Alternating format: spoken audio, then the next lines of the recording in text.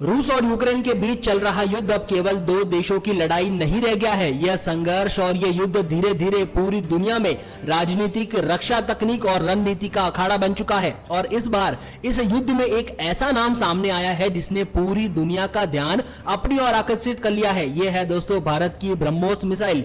जी हाँ, ब्रह्मोस अब केवल भारत की रक्षा प्रणाली का हिस्सा नहीं रहा, बल्कि रूस द्वारा इसे युद्ध क्षेत्र में उपयोग किए जाने की सिर्फ खबर ने ही दुनिया भर को चौंका कर रख दिया है। दोस्तों, ब्रह्मोस एक सुपरसोनिक क्रूज मिसाइल है जिसे भारत और रूस ने मिलकर विकसित किया है और इसका नाम भारत की ब्रह्मपुत्र नदी और रूस की मॉस्कोवा नदी को मिलाकर ब्रह्मोस नाम रखा गया है। यह मिसाइल लगभग 2.8 मैक की गति से उड़ सकता है, जो कि आवाज की गति से लगभग 3 गुना तेज होता है और इसकी रेंज अभी 800 किलोमीटर तक बढ़ा दी गई है, जिससे यह और भी ज्यादा घातक बन गई है। ब्रह्मोस को जमीन, समुद्र और हवा से दागा जा सकता है। इसमें अत्याधुनिक गाइडेड नेविगेशन सिस्टम लगा हुआ है और ये एक बार लॉक कर देने के बाद में दुश्मन को मारकर ही वापस आता है, जो इसे एक स्मार्ट वेपन बना देता है। दोस्तों, रूस और यूक्रेन के वॉर के अंदर भारत की ब्रह्मोस की एंट्री कब और कैसे हुई ये बहुत लोग नहीं जानते होंगे, क्योंकि यूक्रेन ने हाल ही में रूस के कई सारे सैन्य अड्डों पर और एयरफील्ड पर ड्रोन से लगातार ताबड़तोड़ हमले किए थे, जिससे रूस को करोड़ों डॉलर का नुकसान हुआ था।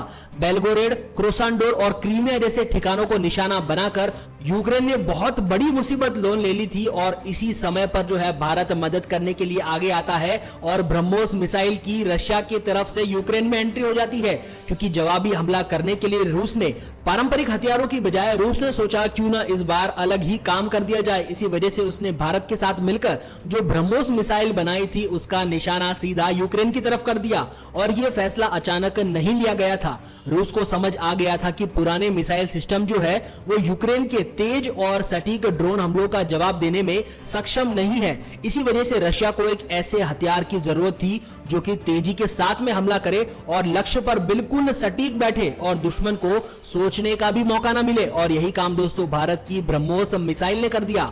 बहुत सारे लोगों के मन में यह सवाल उठता है कि ब्रह्मोस रूस के पास आखिरकार पहुंचा कैसे। तो देखिए दोस्तों, ब्रह्मोस भारत और रूस ने दोनों ने मिलकर बनाया था। दोनों देशों के पास में इसकी तकनीक और जो निर्माण है वो दोनों मौजूद है। रूस के पास में पहले से ही इसका स्टॉक जो है वो मौजूद था और जब भारत को पता चला कि रूस को और भी ज्यादा ब्रह्मोस की जरूरत है तो भारत ने और ज्यादा ब्रह्मोस मिसाइल बनाने शुरू कर दिए थे। लेकिन रूस भी इसे पूरी तरीके से पहले इस्तेमाल में नहीं ले पा रहा था, क्योंकि इसके अंदर काफी सारा काम बाकी था। लेकिन भारत ने ब्रह्मोस की पाकिस्तान में टेस्टिंग कर करके इतना सटीक बना दिया कि रूस भी हैरान हो गया कि ब्रह्मोस मिसाइल इतना कारगर हो सकता है।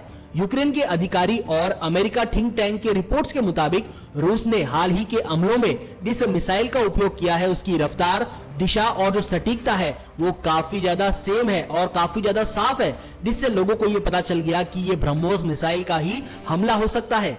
यूक्रेन के विशेषज्ञों का भी मानना है कि कुछ हमले इतने अचानक और तेज हुए थे कि यूक्रेन के एयर डिफेंस सिस्टम को पता भी नहीं चला और उन्हें रिएक्ट करने का टाइम भी नहीं मिला। उससे पहले ही मिसाइल ने आकर यूक्रेन के कई सारे फाइटर प्लेन्स को तबाह कर दिया।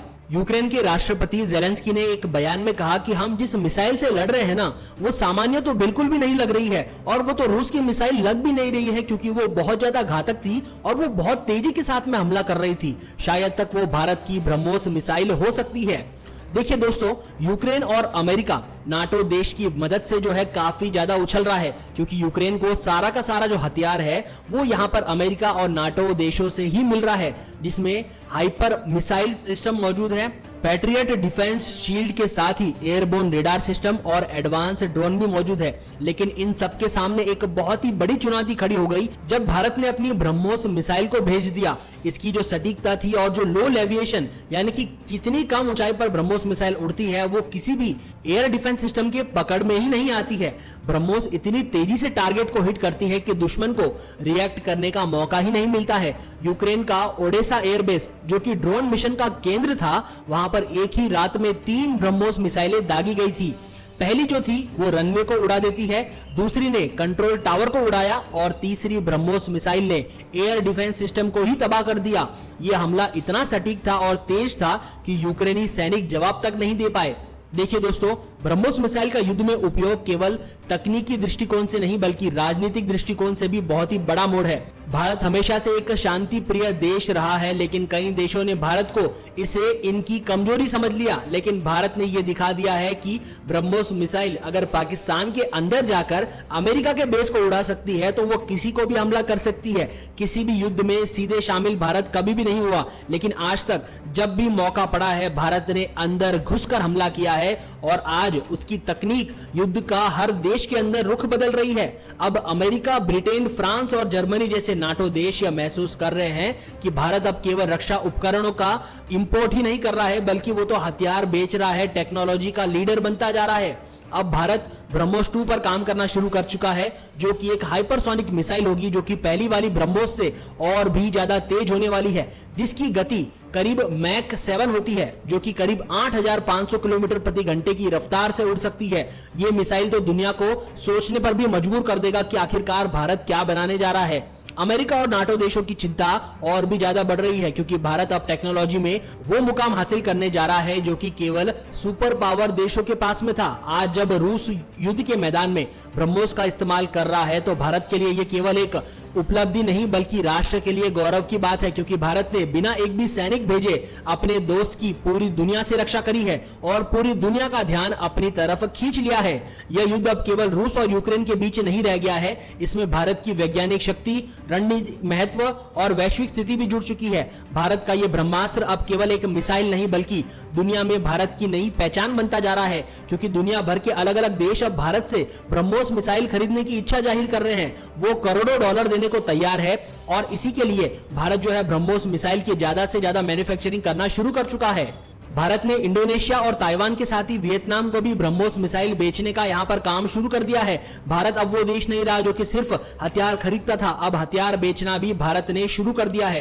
ब्रह्मोस मिसाइल के युद्ध में उपयोग से एक बात तो बिल्कुल स्पष्ट हो गई है कि भारत अब सिर्फ इंपोर्ट नहीं करेगा बल्कि अब ऐसा देश बनेगा जो कि दुनिया भर के अंदर हथियार बेचने का काम करेगा और पूरी दुनिया के अंदर दिखा देगा कि भारत एक ऐसी वैश्विक शक्ति बनता जा रहा है जो कि दुनिया को एक विश्वगुरु बनाने के काम पर लगा हुआ है। भारत को रक्षा उपकरणों के लिए पहले अमेरिका, रूस और फ्रांस के साथ ही इजराइल जैसे देशों पर निर्भर रहना पड़ता था। उनसे हमेशा जो है हथियारों की मांग करनी पड़ती थी कि हमें इस हथियार की जरूरत है, हमारी मदद कर दीजिए। लेकिन जैसे ही यहां पर ब्रह्मोस मिसाइल जैसी तकनीकें आनी शुरू हुई, फिलीपींस के साथ ही ब्रह्मोस डील इस ताजा उदाहरण बन चुका है कि कई सारे दक्षिण एशियाई जो देश है, अफ्रीका और दक्षिण अमेरिका देश है, वो भी ब्रह्मोस खरीदने में अब रुचि दिखा रहे हैं।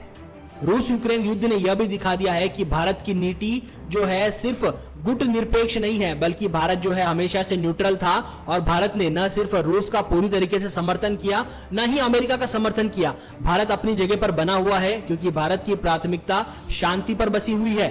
और आज दुनिया यह कह रही है, अमेरिका की CIA और रक्षा विशेषज्ञों की टीम यह कहती है कि अगर रूस के पास में अगर बहुत ही पहले ब्रह्मोस मिसाइल भारत से आ गई होती तो आज शायद तक यूक्रेन होता ही नहीं और युद्ध का परिणाम कुछ और ही होता और रशिया कब का युद्ध जीत गया होता।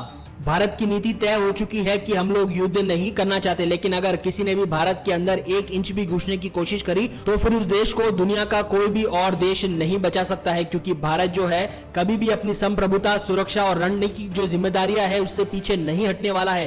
तो दोस्तों, इसके बारे में आपका क्या सोचना है? क्या भारत ने रशिया की मदद करके क्या सही काम किया या गलत? आपकी राय क्या है इसकी कमेंट सेक्शन में लिखकर जरूर बताइएगा।